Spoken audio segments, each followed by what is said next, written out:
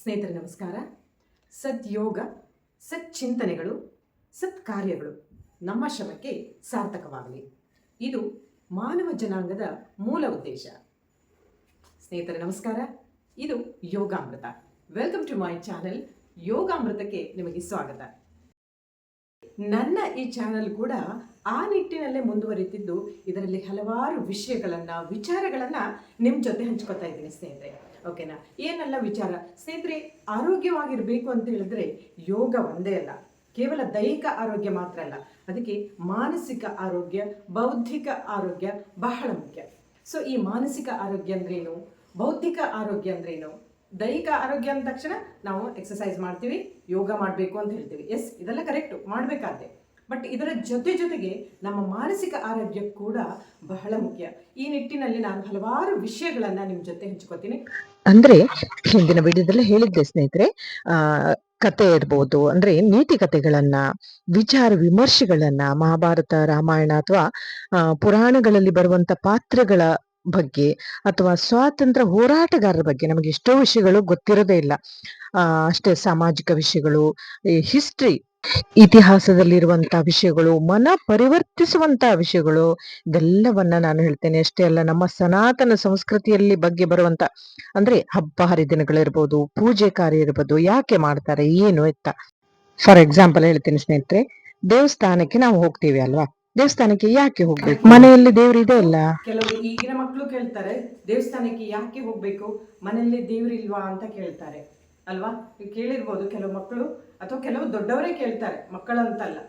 So ದೇವಸ್ಥಾನಕ್ಕೆ ಯಾಕೆ ಹೋಗ್ಬೇಕು, ಅಲ್ಲಿ ಏನಿದೆ, ಮತ್ತೆ ದೇವಸ್ಥಾನಕ್ಕೆ ಹೋದ್ಮೇಲೆ ಸುತ್ತ ಹಾಕ್ತಿವಿ, ಎಷ್ಟು ಪ್ರದಕ್ಷಿಣೆ ಹಾಕ್ಬೇಕು, 1, 2, 3, ಇದೆಲ್ಲ ವಿಚಾರಗಳು. ಅದಾದ್ಮೇಲೆ ತೀರ್ಥ ತಗೊಳ್ತೀವಿ, ಪ್ರಸಾದ ತಗೊಳ್ತೀವಿ, ಮತ್ತೆ ಬರುವಾಗ ಸೀದಾ ಬಂದ್ಬಿಡೋದಲ್ಲ, ದೇವರ ಕಟ್ಟೆ ಮೇಲೆ ಕೂತು ಒಂದು ಶ್ಲೋಕವನ್ನ ಹೇಳಬೇಕಾಗತ್ತೆ. ಏನದು, ಅದೆಲ್ಲವನ್ನ ನಾನು ನಿಮ್ಮ ಜೊತೆ ಹಂಚಿಕೊಡ್ತೀನಿ. ಹಾಗೆ ಎಷ್ಟೋ ವಿಷಯಗಳಿದೆ ಸ್ನೇಹಿತರೆ. ಒಂದು ಹಬ್ಬದ ಆಚರಣೆ ಇರ್ಬೋದು. ಹಬ್ಬದ ಆಚರಣೆ ಯಾಕೆ ಮಾಡಬೇಕು? ಈಗ ನೋಡಿ, ತುಳಸಿ ಪೂಜೆ ಬರ್ತಾ ಇದೆ ಅಲ್ವಾ, ಇನ್ನು ನಾಡ್ದು ಕಮಿಂಗ್ ಸಂಡೇ ತುಳಸಿ ಪೂಜೆ ಬರ್ತಾ ಇದೆ. ತುಳಸಿ ಪೂಜೆನ ಯಾಕೆ ಮಾಡ್ಬೇಕು, ಯಾವಾಗಿಂದ ಸ್ಟಾರ್ಟ್ ಆಯ್ತು, ಪೌರಾಣಿಕವಾಗಿ ಏನಿದೆ ವಿಷಯ? ಈಗಂತೂ ತುಳಸಿ ಗಿಡದ ಜೊತೆಗೆ ನೆಲ್ಲಿಕಾಯಿ ಮತ್ತು ಇದನ್ನ ನಡ್ತೀವಲ್ಲ, ಅದನ್ನ ಯಾಕೆ, ಈಗಂತೂ ಸ್ವಲ್ಪ ಚರ್ಚೆ ಆಗ್ತಾ ಇದೆ, ಇಂಥದ್ದೆಲ್ಲ ವಿಷಯಗಳು. ಸೊ ಇದು ನನ್ನ 2ನೇ ಚಾನಲ್, ಯೋಗ ಚಾನಲ್. ಸೊ ಫ್ರೆಂಡ್ಸ್, ನೀವು ಇದೆಲ್ಲವನ್ನ ಕಂಪ್ಲೀಟ್ ಆಗಿ ನೋಡಿ, ಹಾಗೆ ನನ್ನ ಚಾನಲ್ಗೆ ಫುಲ್ ಸಪೋರ್ಟ್ ಮಾಡಿ ಅಂತ ಹೇಳ್ತಾ, ಇವತ್ತಿನ ಈ ವಿಡಿಯೋದಲ್ಲಿ ನಾನು ಬೆನ್ನು ನೋವಿಗೆ ಸಂಬಂಧಪಟ್ಟ ಹಾಗೆ, ಅಂದರೆ ಬೆನ್ನು ನೋವು ಅಂತ ತಕ್ಷಣ ಕೆಲವರು ತಿಳ್ಕೊತಾರೆ ಏನು ಎಕ್ಸಸೈಸ್ ಮಾಡಬಾರ್ದು ಅಂತೇಳಿ. ಅಂದರೆ ಅವರಿಗೆ ಯಾವ ರೀತಿ ಬೆನ್ನೋವು ಬಂದಿದೆ, ಯಾಕೆ ಬಂದಿದೆ, ಕೆಲವು ಸಿಚುವೇಶನ್ಗಳನ್ನು ಅರ್ಥ ಮಾಡಬೇಕಾಗುತ್ತೆ. ನಾವು ತೆಗೆದುಕೊಳ್ಳುವ ಆಹಾರ ಇರ್ಬೋದು, ನಿಂತುಕೊಳ್ಳುವ ಪೊಸಿಷನ್ ಇರ್ಬೋದು. ನೋಡಿ, ನಿಂತ್ಕೊಂಡು ಸ್ಟ್ರೇಟ್ ನಿಂತ್ಕೊಬಿಟ್ಟು ಹೀಗೆ ನಿಂತ್ಕೊಂಡಿದ್ರೆ ಖಂಡಿತ ಅವರಿಗೆ ಬರ್ತದೆ. ಇನ್ಫ್ಯಾಕ್ಟ್ ಚೇರಲ್ಲಿ ಕೂತ್ಕೊಳ್ಳುವಾಗ ಚೇರಲ್ಲಿ ಹೀಗೆ ಕೂತ್ಕೊಳ್ತಾರೆ, ಆ ಥರ ಕೂತ್ಕೊಂಡ್ರೆ ಖಂಡಿತ ಬೆನ್ನೋವು ಬಂದೇ ಬರ್ತದೆ. ಆಮೇಲೆ ವಾಕಿಂಗ್ ಮಾಡುವ ಸ್ಟೈಲು, ಕೆಲವೊಬ್ಬರು ಹೀಗೆ ವಾಕ್ ಮಾಡ್ತಾರೆ, ಹೀಗೆ. ಸೊ ಆ ಥರ ಮಾಡ್ಬೋದು. ಬೆನ್ನು ನೇರ ಇಟ್ಟು ಮಾಡಿದ್ರೆ ಮಾತ್ರ ಬೆನ್ನು ನೋವು ಯಾವ ಥರ ಬರಲ್ಲ. ಇನ್ಫ್ಯಾಕ್ಟ್ ಕೆಲವು ಡಿಸ್ಕ್ ಪ್ರಾಬ್ಲಮ್ ಇದ್ದವರಿಗೆ ಖಂಡಿತ ಕೆಲವೊಂದು ಎಕ್ಸಸೈಸನ್ನು ಮಾಡಬಾರ್ದು. ಬಟ್ ಸಹಜವಾದ ಬೆನ್ನು ನೋವು ಇದ್ದರೆ ಏನು ಮಾಡಬೇಕು ಅನ್ನೋದನ್ನ ನಾನು ಐದು ಮೆಥಡಲ್ಲಿ ನಿಮಗೆ ಹೇಳ್ಕೊಡ್ತೇನೆ. 5 ಎಕ್ಸಸೈಸ್ ಮಾಡೋದು, ಸಿಂಪಲ್ ಆದ 5 ಎಕ್ಸಸೈಸ್ ಮಾಡೋದ್ರಿಂದ ನೀವು ಅದನ್ನು ಬೆನ್ನು ನೋವನ್ನು ಕ್ಯೂರ್ ಮಾಡ್ಬೋದು. ಸೊ ಈಗ ಸ್ಟಾರ್ಟ್ ಮಾಡೋಣ ಸ್ನೇಹಿತರೆ. ಈ ವಿಡಿಯೋವನ್ನು ನೀವು ಫುಲ್ ಸಪೋರ್ಟ್ ಮಾಡಿ ಅಂತ ಹೇಳ್ತಾ ಬನ್ನಿ ಶುರು ಮಾಡೋಣ. ಸ್ನೇಹಿತರೆ, ಒಂದು 40 ಆದ್ಮೇಲೆ ಹೆಚ್ಚಿನ ಜನರಿಗೆ ಬರುವಂತದ್ದು ಒಂದು ಸೊಂಟ ನೋವು, ಇಲ್ಲ ಒಂದು ಮಂಡಿ ನೋವು ಅಲ್ವಾ. ಈ 2 ನೋವು ಬಂದೇ ಬರುತ್ತೆ, ಅಥವಾ ಆಲ್ಮೋಸ್ಟ್ ಎಲ್ಲರಿಗೂ ಇದ್ದೇ ಇರುತ್ತೆ, ಒಂದಲ್ಲ ಒಂದು ಕಾರಣದಿಂದ ಇದ್ದಿರುತ್ತೆ. ವಿಶೇಷವಾಗಿ ಈ ಒಂದು ಸೊಂಟ ನೋವು ಬರ್ಲಿಕ್ಕೆ ಕಾರಣಗಳು ಒಂದು ಪೋಷಕಾಂಶಗಳ ಕೊರತೆ ಇರ್ಬೋದು ಆಹಾರದಲ್ಲಿ, ಅಥವಾ ತಪ್ಪಾದ ಜೀವನ ಶೈಲಿ. ಆಗ ನಾನು ಹೇಳಿದ್ನಲ್ಲ, ನಡೆಯುವಂತ ಒಂದು ಸ್ಥಿತಿ, ಕೂತ್ಕೊಳ್ಳುವಂತ ಒಂದು ಪೊಸಿಷನ್, ಯಾವುದೇ ಕಾರಣ ಇರ್ಬೋದು. ಸಾಮಾನ್ಯವಾಗಿ ಏನಾದ್ರೂ ಡಿಸ್ಕ್ ನರಕ್ಕೆ ಸಂಬಂಧಿಸಿದ್ರೆ ಆ ಸೊಂಟ ನೋವು ಬೇರೆ. ಬಟ್ ನಾರ್ಮಲ್ ಆಗಿ ಬರುವಂತದ್ದು, ತುಂಬಾ ಹೊತ್ತು ಕುಳಿತುಕೊಂಡಲ್ಲೇ ಕೂತ್ಕೊಳ್ಳುವಂಥದ್ದು, ಅದು ಒಂದು ಕಾರಣ ಇರ್ಬೋದು. ಅತಿಯಾದ ಭಾರ ಎತ್ತೋದಿರ್ಬೋದು, ಅಥವಾ ಕಡಿಮೆ ವ್ಯಾಯಾಮ ಇರ್ಬೋದು, ಅಥವಾ ಅತಿ ಹೆಚ್ಚು ವ್ಯಾಯಾಮ ಇರ್ಬೋದು, ಅಥವಾ ಮೆಂಟಲಿ ಸ್ಟ್ರೆಸ್ ಇರ್ಬೋದು. ಇದೆಲ್ಲ ಸೊಂಟ ನೋವು, ಬೆನ್ನು ನೋವು ಹೆಚ್ಚು ಆಗ್ಲಿಕ್ಕೆ ಕಾರಣ ಇರ್ಬೋದು. ಅಥವಾ ಇನ್ನು ಆಹಾರದ ವಿಷಯಕ್ಕೆ ಬಂದ್ರೆ, ಜಂಕ್ ಫುಡ್, ಸಕ್ಕರೆ, ಪಾಲಿಶ್ ಮಾಡಿದ ಅಕ್ಕಿ, ಅಥವಾ ಪೋಷಕಾಂಶಗಳ ಕೊರತೆಯಿಂದ, ಹೀಗೆಲ್ಲ ಆಹಾರದ ಕಾರಣ ಇರ್ಬೋದು. ಇದೇನಾಗುತ್ತೆ, ಮೂಳೆ, ಡಿಸ್ಕ್, ಮಾಂಸಖಂಡಗಳ ಮೇಲೆ ಮತ್ತು ನರಗಳ ಮೇಲೆ ಅಥವಾ ಬಲವಾದ ಆ ಅದಕ್ಕೆ ಅತಿಯಾದ ಒತ್ತಡ ಬೀಳೋದ್ರಿಂದ ಕೂಡ ಕಾರಣ ಆಗುತ್ತೆ. ಹಾಗಾಗಿ ಆಹಾರದಲ್ಲಿ ಸಾಕಷ್ಟು ಪ್ರಮಾಣದಲ್ಲಿ ಕೊಬ್ಬನ್ನ ಸೇವಿಸದೇ ಇರೋದು ಕೂಡ ಕಾರಣ ಆಗುತ್ತೆ. ಕ್ಯಾಲ್ಸಿಯಂ, ಮ್ಯಾಗ್ನೀಷಿಯಂ ಮುಂತಾದ ಖನಿಜಾಂಶಗಳು, ಸಿ, ಡಿ ವಿಟಮಿನ್ಗಳ ಕೊರತೆಯಿಂದ ಇರಬಹುದು. ಇದೆಲ್ಲ ಕೂಡ ಆ ಬೆನ್ನು ನೋವು ಬರಲಿಕ್ಕೆ, ಸೊಂಟ ನೋವು ಬರಲಿಕ್ಕೆ ಕಾರಣ ಆಗುತ್ತೆ. ಎಸ್ ಫ್ರೆಂಡ್ಸ್, ಈಗ ವಜ್ರಾಸನದಲ್ಲಿ ಕೂತ್ಕೊಳ್ವಾ. ವಜ್ರಾಸನದಲ್ಲಿ ಕೂತ್ಕೊಳ್ಲಿಕ್ಕೆ ಆಗೋದೇ ಇಲ್ಲ ಆದ್ರೆ ನೀವು ಮಕರಾಸನದಿಂದ ವಜ್ರಾಸನಕ್ಕೆ ಬರ್ಬೋದು. ಅದು ಮುಂದೆ ಹೇಳ್ತೇನೆ ಹೇಗೆ ಅಂತೇಳಿ. ಸ್ನೇಹಿತರೆ, ಈಗ ನಾನು ಕಂಫರ್ಟಬಲ್ ಆದ ಒಂದು ಯೋಗ ಮ್ಯಾಟ್ ಅಲ್ಲಿ ಕೂತ್ಕೊಂಡಿದ್ದೇನೆ. ಯೋಗ ಮಾಡುವಾಗ ಯೋಗ ಮ್ಯಾಟ್ ಬೇಕೇ ಬೇಕು. ಇದು ಕ್ಯಾಟ್ ಅಂಡ್ ಕ್ಯಾಮಲ್ ಪೋಸ್ಚರ್. ನನ್ನ ಮುಂದೆ ಈಗ ಆಲ್ರೆಡಿ ನಮ್ಮ ಬೆಕ್ಕು ಇದೆ. ನೀವು ಯಾಕೆ ಕ್ಯಾಟ್ ಪೋಸ್ಚರ್ ಅಂತ ಹೇಳಿದೆ ಅಂದ್ರೆ, ಅದು ಮಲಗಿ ಎದ್ದಾಗ ಮೈ ಮುರಿತದೆ ನೋಡಿ, ಕ್ಯಾಟ್ ಆ ತರ. ಇದು ಕ್ಯಾಟ್ ಅಂಡ್ ಕ್ಯಾಮಲ್ ಪೋಸ್ಚರ್. ಮತ್ತೆ ಒಂಟೆಯ ಪೊಸಿಷನ್ ಅಂದ್ರೆ ಒಂಟೆ ಹೇಗೆ ಡುಬ್ಬ ಮೇಲಾಗ್ತದಲ್ಲ ಆ ತರ. ಈಗ ನೋಡಿ, ಬ್ರೀದ್ ಔಟ್ ಮಾಡ್ತಾ ಒಳಮುಖವಾಗಿ, ಚಿನ್ ಟಚ್ ಟು ದ ಚೆಸ್ಟ್. ಬ್ರೀದ್ ಇನ್ ಮಾಡ್ತಾ ಮೇಲಕ್ಕೆ ಬೆನ್ನು ಹೊಂಡ ಆಗುವಂಥದ್ದು, ಆನ್ ಟೋಸ್, ಕಾಲಿನ ಬೆರಳುಗಳು ನೇರ ಇರಬೇಕು. ಉಸಿರನ್ನು ಬಿಟ್ಟಾಗ ಒಳಕ್ಕೆ ಬೆನ್ನು ಡುಬ್ಬ. ಅರ್ಥ ಆಯ್ತಾ? ಸೊ ಈ ಸರಳವಾದ ಎಕ್ಸರ್ಸೈಜ್ಗೆ ಕ್ಯಾಟ್ ಅಂಡ್ ಕ್ಯಾಮಲ್ ಪೋಸ್ಚರ್ ಅಂತ ಕರಿತೀವಿ ಇದನ್ನ. ಇದು ಸರಳವಾಗಿ ಅಥವಾ ಸಹಜವಾದ ಬೆನ್ನು ನೋವಿದ್ರೆ ಬಹಳ ಬೇಗ ಕ್ಯೂರ್ ಆಗುತ್ತೆ ಸ್ನೇಹಿತರೆ. ಇದರಲ್ಲಿ ಹಲವಾರು ವಿನ್ಯಾಸಗಳನ್ನ ನಾನು ಹೇಳ್ತಾ ಹೋಗ್ತೇನೆ. ಇದನ್ನ ಎಷ್ಟು ಟೈಮ್ ಮಾಡ್ಬೇಕಂದ್ರೆ ಒಂದು 10 ಟೈಮ್ಸ್ ಮಾಡ್ಬೇಕು ಸ್ನೇಹಿತರೆ. ಓಕೆನಾ? 10 ಸಲ ದಿನಕ್ಕೆ ಮಾಡಿದ್ರೆ ಸಾಕು ಸ್ನೇಹಿತರೆ. ಇದನ್ನ ನಾನು ಮ್ಯಾಟ್ ಮೇಲೆ, ನೆಲದ ಮೇಲೆ ಮಾಡಿದೆ ಅಲ್ವಾ. ಯಾರಿಗೆ ನೆಲಕ್ಕೆ ಕೂತ್ಕೊಳ್ಲಿಕ್ಕೆ ಆಗೋದಿಲ್ವಾ ಅವರು ಬೆಡ್ ಮೇಲೆ ಅಥವಾ ದಿವಾನ್ ಮೇಲೆ ಅಥವಾ ಸೋಫಾದ ಮೇಲೆ ಕೂಡ ಮಾಡ್ಬೋದು, ಖಂಡಿತವಾಗಿಯೂ ಮಾಡ್ಬೋದು. ಇದು ಈಸಿಯಾಗಿ ಮಾಡುವಂಥದ್ದು. ಯಾಕಂದ್ರೆ ನಾನು ಕೂಡ ಮಾಡಿ ತೋರಿಸ್ತೇನೆ. ಯಾಕೆ ಈ ಬೆಕ್ಕು ನನಗೆ ಮಾಡ್ಲಿಕ್ಕೆ ಕೆಳಗೆ ಕೊಡೋದಿಲ್ಲ. ದಿನಾಲು ಇದೇ ತರ ಸ್ನೇಹಿತರೆ. ನಾನು ಏನೇ ಮಾಡ್ಲಿಕ್ಕೆ ಹೋದ್ರು ನಿಮಗೆ ನನ್ನ ಗಾರ್ಡನ್ ಅಲ್ಲಿ ಮಾಡ್ಬೇಕಾದ್ರೂ ನೀವು ನೋಡಿರ್ಬೋದಲ್ವಾ, ಬಂದು ಅಡ್ಡ ಬಂದು ನಿಲ್ಲುತ್ತೆ ಯೋಗ ಮಾಡುವಾಗೂ ಅಷ್ಟೇ. ಸೊ ನಮ್ಮ ಮುನ್ನಿ ಕಾಯ್ಕೊಳ್ಳದೆ ಕಷ್ಟ ಆಗಿದೆ. ಇದೀಗ ಆಲ್ರೆಡಿ 2 months ಪ್ರೆಗ್ನೆಂಟ್ ನಮ್ಮ ಮುನ್ನಿ.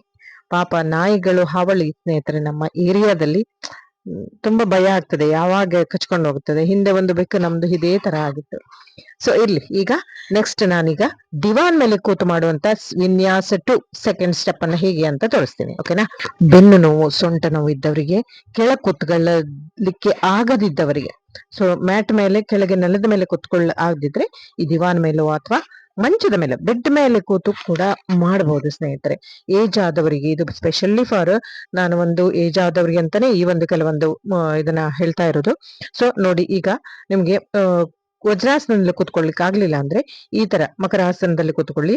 ಹೊಟ್ಟೆಗಳ ಭಾಗವನ್ನು ಮಾಡಿ ಮಲಗಿ, ಹಾಗೆ ಸ್ಟ್ರೇಟ್ ಆಗಿ ಈ ತರ ನೋಡಿ, ಈ ತರ ಕೈ ಉರಿದುಕೊಂಡು, ಎರಡು ಭುಜದ ಪಕ್ಕದಲ್ಲಿ ಕೈ ಇಟ್ಕೊಂಡು ಈ ತರದಲ್ಲಿ ಬರಬಹುದು.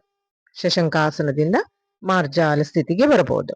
ಸೊ ಈಗ ಪ್ರಕಾರ 2 ದಲ್ಲಿ, ವಿನ್ಯಾಸ 2 ದಲ್ಲಿ ಏನು ಮಾಡ್ಬೇಕು, ಉಸಿರು ತಗೊಳ್ತಾ ನಿಮ್ಮ ಎಡಗಾಲನ್ನು ದೇಹದ ಸಮಾನಾಂತರವಾಗಿ ಅಂದ್ರೆ ಬೆನ್ನನ್ನ ನೇರವಾಗಿ ತಗೋಬೇಕು. ಸೊ ಈಗ ಕೂಡ ಬಲಗಾಲನ್ನ ತಗೊಳ್ಳಿ. 1-2-3 ಸಲ ಹೀಗೆ ಇದೇ ತರ ಪ್ರಾಕ್ಟೀಸ್ ಮಾಡ್ತಾ ಹೋಗಿ. ಓಕೆನಾ? ದೃಷ್ಟಿ ನೇರವಾಗಿರ್ಬೇಕು. ಸ್ವಲ್ಪ ಹೊತ್ತು ಅದೇ ಸ್ಥಿತಿಯಲ್ಲಿ ಉಸಿರು ಬಿಡುತ್ತಾ ಕಾಲನ್ನ ಕೆಳಕ್ಕೆ ತರುತ್ತಾ ಇರ್ಬೇಕು. ಅದೇ ತರ ಎಡಗಾಲನ್ನು ಬಲಗಾಲನ್ನು ಮಾಡ್ತಾ ಹೋಗ್ಬೇಕು. ಓಕೆ, ಈಗ ಮುಂದಿನ ಇದು ಪ್ರಕಾರ 2 ದಲ್ಲಾಯ್ತು, ವಿನ್ಯಾಸ 2 ಆಯ್ತು. ಈಗ ವಿನ್ಯಾಸ 3 ಅಂದ್ರೆ ಸ್ಟೆಪ್ 3 ಅಲ್ಲಿ ಯಾವ ರೀತಿ ಮಾಡಬಹುದು ಅಂತ ತೋರಿಸ್ತೇನೆ. ಈ ತರ ಎಲ್ಲ ಮಾಡೋದ್ರಿಂದ ಸ್ನೇಹಿತೆ ಏನಾಗತ್ತೆ ಅಂದ್ರೆ ಕೈಗಳಿಗೆ, ಕಾಲುಗಳಿಗೆ, ಸೊಂಟಕ್ಕೆ ವ್ಯಾಯಾಮ ಸಿಗುತ್ತೆ. ಈಗ ಲೆಫ್ಟ್ ಲೆಗ್ ಅನ್ನ ನೇರ ಮಾಡ್ಕೊಂಡಿದೀನಿ, ಬ್ರೀದ್ ಔಟ್ ಮಾಡ್ತಾ, ಅಂಡ್ ಕಾಲನ್ನ ಬೆಂಡ್ ಮಾಡ್ಬೇಕಿಲ್ಲ ನೋಡಿ. ಈಗ ಬಲಗಾಲನ್ನ ತಗೊಂಡೆ, ಬ್ರೀದ್ ಔಟ್ ಮಾಡ್ತಾ ಕಾಲ್ ನೇರ, ಬ್ರೀದ್ ಇನ್ ಮಾಡ್ತಾ ಕಾಲು ಮಡಿಸಿ ಮತ್ತೆ ಕತ್ತು ಮೇಲೆ, ಬ್ರೀದ್ ಔಟ್ ಮಾಡ್ತಾ ಮಂಡಿಯನ್ನ ಒಳಕ್ಕೆ, ಮತ್ತೆ ಕಾಲು ನಾರ್ಮಲ್ ಸ್ಥಿತಿ. ಬ್ರೀದ್ ಔಟ್, ಬ್ರೀದ್ ಇನ್, ಬ್ರೀದ್ ಔಟ್, ಒಳಕ್ಕೆ ಬ್ರೀದ್ ಇನ್. ಸೊ ಇದನ್ನು ಕೂಡ 10 ಟೈಮ್ಸ್ ಮಾಡಿ ಸ್ನೇಹಿತರೆ. ಅಂದ್ರೆ 10 ಲೆಫ್ಟ್ ಸೈಡ್, 10 ರೈಟ್ ಸೈಡ್. ಓಕೆನಾ? ಸೊ ಈ ತರ ಮಾಡೋದ್ರಿಂದ ಬೆನ್ನು ಹುರಿ ಬಲಗೊಳ್ಳುತ್ತೆ, ಕುತ್ತಿಗೆಯ ಸ್ನಾಯುಗಳಿಗೆ ಒಳ್ಳೆ ವ್ಯಾಯಾಮ ದೊರಕತ್ತೆ. ಈ ತರ ಆಸನ ಮಾಡೋದ್ರಿಂದ ಗರ್ಭಿಣಿ ಸ್ತ್ರೀಯರು ಕೂಡ ಸ್ನೇಹಿತರೆ ಇದನ್ನ ಮಾಡಬಹುದು. ಪ್ರೆಗ್ನೆಂಟ್ ಲೇಡಿ ಕೂಡ ಇದನ್ನ ಮಾಡ್ಬೋದು ಗೊತ್ತಾ. ಸೊ ಯಾಕೆ ಮಾಡ್ಬೋದು ಅಂದ್ರೆ ಅವ್ರದ್ದು ನಾರ್ಮಲ್ ಡೆಲಿವರಿ ಆಗ್ಲಿಕ್ಕೆ ಒಳ್ಳೆ ಹೆಲ್ಪ್ ಆಗುತ್ತೆ. ಸೊ ಇದು ಒಳ್ಳೆ ಈಸಿ ಆದ ಸರಳವಾದ ಆಸನ. ಫ್ರೆಂಡ್ಸ್ ಇದನ್ನ ಯಾರು ಸಹ ಮಾಡ್ಬೋದು, ಏಜ್ ಆದರೂ ಕೂಡ ಮಾಡ್ಬೋದು. ಈಗ 3rd ಸ್ಟೆಪ್ ಆಯ್ತು. ಈಗ 4th ಸ್ಟೆಪ್ ಹೇಗೆ ಮಾಡುದು ಅಂತ ತೋರಿಸ್ತೀನಿ, ಓಕೆನಾ. ಫ್ರೆಂಡ್ಸ್ ಈ ಒಂದು ಸ್ಟೆಪ್ ಮಾಡುದು ಸ್ವಲ್ಪ ಬ್ಯಾಲೆನ್ಸಿಂಗ್ ಬೇಕು. ಒಂದು ಕಾಲ್ ಬ್ಯಾಲೆನ್ಸ್, ಒಂದು ನೀ ಬ್ಯಾಲೆನ್ಸ್ ನೆಲಕ್ಕಿರುತ್ತೆ, ಒಂದು ಪಾಮ್ ಬ್ಯಾಲೆನ್ಸ್ ನೆಲಕ್ಕಿರುತ್ತೆ. ದೃಷ್ಟಿ ನೇರವಾಗಿರ್ಬೇಕು. ಇದು ಉಸಿರು ತಗೊಳ್ತಾ ಕಾಲನ್ನ, ಎಡಗಾಲನ್ನ ನೇರಕ್ಕೆ, ಬಲಗೈಯನ್ನ ನೇರಕ್ಕೆ. ಹಾಗೆ ಸೈಮಲ್ಟೇನಿಯಸ್ಲಿ ಎಡಗಾಲು ಬಲಕೈ, ಬಲಗಾಲು ಎಡಕೈ. ನೋಡಿ, ಕಾಲನ್ನ ಸ್ಟ್ರೈಟ್ ಮಾಡ್ಕೊಳ್ಳಿ ಉಸಿರು ತಗೊಳ್ತಾ. ಈಗ ಎಡಗೈಯನ್ನ ಮೇಲಕ್ಕೆ. ಸೊ ನಾವು ಯಾವ ಕೈಯನ್ನ ತಗೊಳ್ತೀವ, ಎಡಗೈ ತಗೊಂಡ್ರೆ ಬಲಕಾಲು, ಬಲಕಾಲನ್ನ ತಗೊಂಡ್ರೆ ಎಡಗೈ. ಈ ಸ್ಥಿತಿಯಲ್ಲಿ 1, 5, 6 ಸಲ ಮಾಡ್ತಾ ಬನ್ನಿ. 5 to 6 times each side. So ಇದನ್ನ ಕೇಳ್ಬೋದು ನೀವು ಇದು ಯಾವ ಟೈಮ್ ಮಾಡ್ಬೋದು ಅಂತ. ಇದನ್ನ ಬೆಳಿಗ್ಗೆ ಮಾಡ್ಬೋದು ಸ್ನೇಹಿತರೆ, ಅರ್ಲಿ ಮಾರ್ನಿಂಗ್ ಮಾಡ್ಬೋದು. ತುಂಬಾನೇ ಬೆನಿಫಿಟ್ ಇದೆ ಇದು. ಅಥವಾ ಸಂಜೆ ಕೂಡ ಮಾಡ್ಬೋದು, ಈವ್ನಿಂಗ್ ಟೈಮ್ ಕೂಡ ಮಾಡ್ಬೋದು. So cat and camel posture ನ ಹಲವಾರು ವಿನ್ಯಾಸಗಳು. ಈಗ ಮತ್ತೊಂದು ಸ್ಟೆಪ್ ಅನ್ನ ತೋರಿಸ್ತೇನೆ, 5th ಒಂದು ಸ್ಟೆಪ್. ಇದರಲ್ಲಿ ಹಲವಾರು ವಿನ್ಯಾಸಗಳನ್ನು ಕೂಡ ಮಾಡಬಹುದು ಸ್ನೇಹಿತರೆ. ಇಲ್ಲಿ ನಾನು 5 ಸ್ಟೆಪ್ಗಳನ್ನ ಮಾತ್ರ ನಿಮಗೆ ತೋರಿಸಿದ್ದೇನೆ. ಈಗ ಆಸ್ ಯೂಸ್ವಲ್ ವಜ್ರಾಸನದಿಂದ ಇದಕ್ಕೆ ಬರ್ಬೋದು ಅಥವಾ ಮಲಗಿಂದ ಹೇಳ್ಬೋದು. ನೋಡಿ, ಕೈಯನ್ನ ಹೀಗೆ ಇಟ್ಕೋಬೇಕು. ಇದನ್ನ ಕೈಯನ್ನ ಒಳಗೆ ಹಾಕೋಬೇಕು, ಮತ್ತೊಂದು ಕೈಯನ್ನ. ಸೊ ಬಲಗೈಯನ್ನ ನಾನೀಗ ಮೇಲೆ ಎತ್ತಿದ್ದೇನೆ. ಬಲಗೈಯನ್ನ ತೆಗೆದು ಎಡಗೈಯನ್ನ ಒಳಭಾಗದಿಂದ, ಇದೇ ಭಾಗದಿಂದ ಮುಂದಕ್ಕೆ ತಿರ್ಬೇಕು. ಸೊಂಟದ ಭಾಗ ಇಲ್ಲಿ ಫುಲ್ ಟ್ವಿಸ್ಟ್ ಆಗುತ್ತೆ ಸ್ನೇಹಿತರೆ. ಈ ತರ ಟ್ವಿಸ್ಟ್ ಆಗೋದ್ರಿಂದ ಬೆನ್ನು ಹುರಿಗಳಿಗೆ ಎಕ್ಸರ್ಸೈಸ್ ಸಿಗುತ್ತೆ, ಬೆನ್ನು ಹುರಿಗಳು ಆಕ್ಟಿವ್ ಆಗುತ್ತೆ. ಸೊ ಅಲ್ಲಿ ರಕ್ತ ಸಂಚಾರ ಇರ್ಬೋದು, ಬ್ಲಡ್ ಸರ್ಕ್ಯುಲೇಷನ್ ಏನ್ ಹೇಳ್ತೀವಲ್ಲ ಅದು ಕರೆಕ್ಟ್ ಆಗಿ ಆಗುತ್ತೆ. ಆಗ ಏನು ಅಲ್ಲಿ ಸ್ಟ್ರೆಸ್ ತರ ಆಗೋಲ್ಲ. ಹಾಗಾಗಿ ಸೊಂಟ ನೋವು ಇರ್ಬೋದು, ಬೆನ್ನು ನೋವು ಕ್ಯೂರ್ ಆಗ್ಲಿಕ್ಕೆ ಮೇನ್ ಕಾರಣ ಅದು. ನಾನು ಹೇಳಿದ್ನಲ್ಲ, ಮೇನ್ ಅಲ್ಲಿ ಬ್ಲಡ್ ಸರ್ಕ್ಯುಲೇಷನ್ ಸರಿ ಆಗ್ಬೇಕು, ಅಥವಾ ಏನಾದ್ರು ಸ್ಟ್ರೆಸ್ ಇದ್ರೆ, ಒತ್ತಡ ಇದ್ರೆ ರಿಲೀಸ್ ಆಗ್ಬೇಕು, ರಿಲ್ಯಾಕ್ಸ್ ಆಗ್ಬೇಕು. ಆಗಿದ್ರೆ ನಿಮಗೆ ಯಾವುದೇ ರೀತಿಯ ಬೆನ್ನು ನೋವು ಬರೋಲ್ಲ. ಮುಖ್ಯವಾಗಿ ಸ್ನೇಹಿತರೆ, ನಾವು ನಮ್ಮ ಮೈಂಡಿನ ಆರೋಗ್ಯ ಸರಿ ಇಟ್ಕೋಬೇಕು. ಮುಖ್ಯವಾಗಿ ಹೇಳ್ತೇನೆ, ನಮ್ಮ ಮಾನಸಿಕ ಆರೋಗ್ಯ ಸರಿ ಇಟ್ಕೋಬೇಕು. ಈಗ ಇದನ್ನ ರಿವರ್ಸ್ ಮಾಡ್ತೇನೆ. ರಿವರ್ಸ್ ಕೂಡ ಇದೇ ತರ ಕೈಯನ್ನ ಒಳಗೆ ಹಾಕೋಬೇಕು. ನೋಡಿ, ಯಾರಿಗೆ ಗೊತ್ತಾಗ್ಲಿಲ್ಲ ಮತ್ತೊಮ್ಮೆ ನೋಡ್ಕೊಳ್ಳಿ.